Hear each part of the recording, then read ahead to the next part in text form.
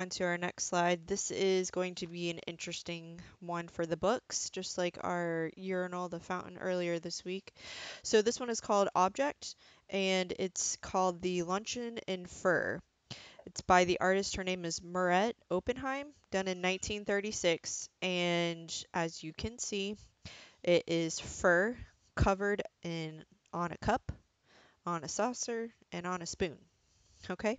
And we're just going to stop right there. So this is part of the surrealism movement. And Marie Oppenheim, she's actually from Basel, Switzerland.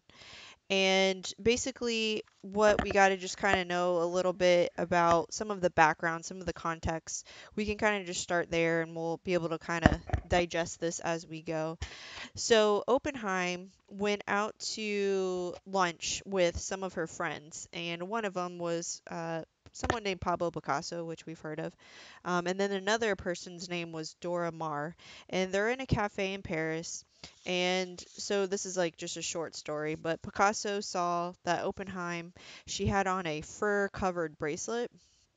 Picasso said he could cover anything in fur, and Oppenheim asked the waiter for more fur for her cooling teacup to keep the tea warm. So I guess that was kind of just some sort of a joke that probably they all could understand better if we were at that little luncheon. So what we just need to know is there is another person that we need to write his name down. His name is Andre Breton, Andre, and then his last name is Breton, Breton. And he is actually, again, related to surrealism. He's actually like the surrealist leader and asked Oppenheim to be in the first surrealist exhibition for objects. So what actually ended up happening after they had this little lunch, Oppenheim goes and buys a teacup, a saucer, and a spoon and covers them in gazelle fur. So basically, the story kind of disguises the importance of the object, and this is where we're going to kind of get a little bit further into it. So, just to make sure we understand as I continue on discussing and bringing up the word surrealism, if you can make sure that that word is written down, many artists making objects bizarre to challenge reason turn ordinary objects into vessels for poetic meaning. That's what we can kind of classify for this particular piece. So, again, relating to um, a representation of an idea, this can also have some sort of a symbolic function to it. And basically, what Oppenheim is doing is she's in Paris. She fell in love with a surrealist, but wanted to grow independently as an artist. So the object, unfortunately, it was her biggest success, but at the same time, it was almost like she was in a prison because everyone knew her by that. And basically, it kind of stunted her career for a decade after this was created. Again, she's from Switzerland, so she's a Swiss artist, and she actually has some of her family. Her grandmother was an artist and a writer, kind of more of like a free spirit. And basically, what this is going to kind of now open the door to is she. So the form of this is again just a cup, a spoon, a saucer, and gazelle fur. Um, this is kind of like a juxtaposition of realistic, practical nature of a cup versus weirdness and sexuality of fur.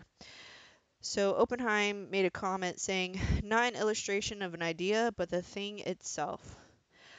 She didn't want this to be a definite surrealist object, but just wanted, to kind of just, again, it's that concept of what do you consider art, and just kind of going off of what um, everyone's own interpretation of what art is. So basically there was some controversy, if I could just say that, for the meaning and reactions. There was a woman that fainted in front of it one time, and basically it has some sexuality to it. Sexuality and touch for might delight the touch, but it repels the tongue. Varieties of sexual pleasure mocking masculinity of sculpture and basically the verticality of hard substances. Fur is a fetishnik. Fetishnik. basically this is transforming the genital items traditionally associated with feminine decorum into sensuous sexuality planning tableware. So basically, to kind of wrap this up, Breton's name for the piece gave it a sexual connotation, which Oppenheim may not have intended.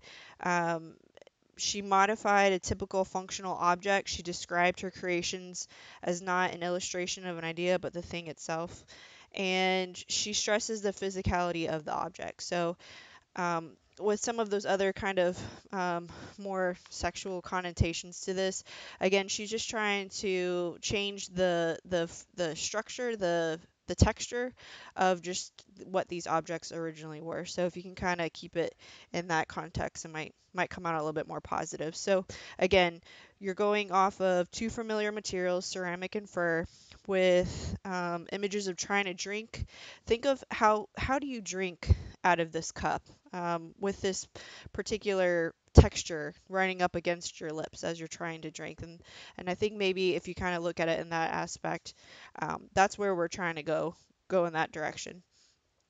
So how we create these symbols for a tactile extension is entirely open to interpretation. So again, this is that whole concept of like the Dada movement and the Surrealist movement, and the fact that it's really about what the viewer is interpreting the piece as, and what they're experiencing and what they're thinking, and that I think that's where this is kind of going in those kind of directions. There was another piece that when Breton saw this, he wanted to actually change the name to Luncheon and Fur, and it was supposed to go with one of Manet's oil paintings, Luncheon on Grass. And um, this can kind of be compared with it, I guess, from the notes from the con video. Um, and that kind of really basically just puts this one in a nutshell as far as for this piece. Looking over my notes, I really don't think there's anything else to cover, so we'll just make this one nice, short, and sweet. All right, guys, hope you enjoyed the object.